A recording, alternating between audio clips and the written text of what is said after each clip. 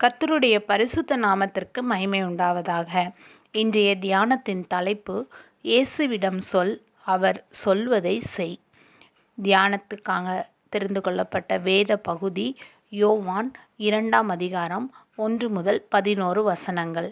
அன்பானவர்களே, இயேசு செய்த முதல் அதிசயம் கானா ஊர் கிராமத்தில் நடந்த திருமணத்தில்தான். அங்கே ஒரு பெரிய பிரச்சனை வந்தது. திராட்சரசம் முடிந்துவிட்டது. அது ஒரு அவமானமான சூழ்நிலை.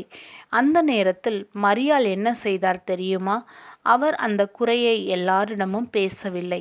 அவர் அதை இயேசுவிடம் கொண்டு சென்றார்.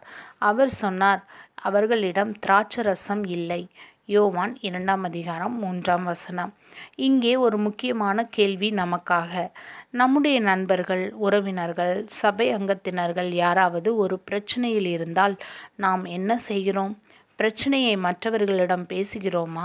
அல்லது அதை இயேசுவின் சந்நிதிக்கு கொண்டு போய் அவர்களுக்காக ஜெபிக்கிறோமா? மரியாளிடமிருந்து நாம் கற்றுக்கொள்ள வேண்டியது, மற்றவர்களின் தகவல்கள் அல்லது பிரச்சனைகளை வேறு யாரிடமும் பகிரக்கூடாது. அதை ஜெபமாக மாற்ற வேண்டும் என்று. பிறகு மரியாள் ஊழியக்காரர்களிடம் சொன்ன வார்த்தை மிகவும் முக்கியமானது. யோவான் 2ஆம் அதிகாரம் 5ஆம் வசனம். அவர் உங்களுக்கு என்ன சொல்லுகிறாரோ அதின்படி செய்யுங்கள் என்றாள். ஊழியக்காரர்கள் என்ன செய்தார்கள்? இயேசு சொன்னபடி தண்ணீரை குடங்களில் நிரப்பினார்கள். பிறகு இயேசு சொன்னார், இப்பொழுது அதை எடுத்து சென்று பந்தி விசாரிப்புக்காரரிடம் கொடுங்கள் என்று. யோவான் 2ஆம் அதிகாரம் 8ஆம் வசனம். நினைத்து பாருங்கள்.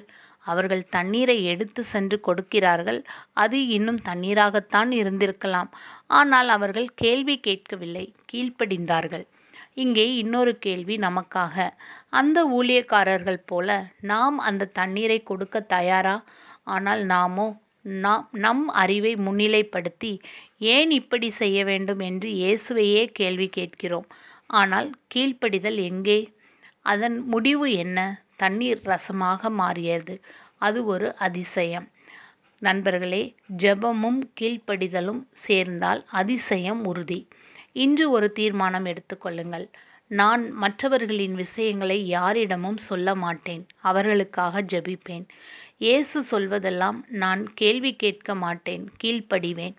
அப்பொழுது உங்கள் வாழ்க்கையிலும் அதிசயம் நடக்கும். நாம் ஜெபிக்கலாமா? கர்த்தாவே, இதுவரை நாங்கள் உமக்கு பிடிக்காத பல தவறுகளை செய்திருக்கிறோம். எங்கள் பாவங்களை மன்னியுங்கள். மற்றவர்களின் பிரச்சனைகளை உம்மிடம் கொண்டு வந்து ஜெபிக்கும் இதயத்தையும் உம்முடைய வார்த்தைக்கு கீழ்ப்படிவதற்கான மனதையும் எங்களுக்கு தாரும். எங்கள் வாழ்க்கையிலும் உமது அதிசயங்களை செய்யும். இயேசுவின் நாமத்தில் ஜெபிக்கிறோம் நல்ல பிதாவே. ஆமேன்.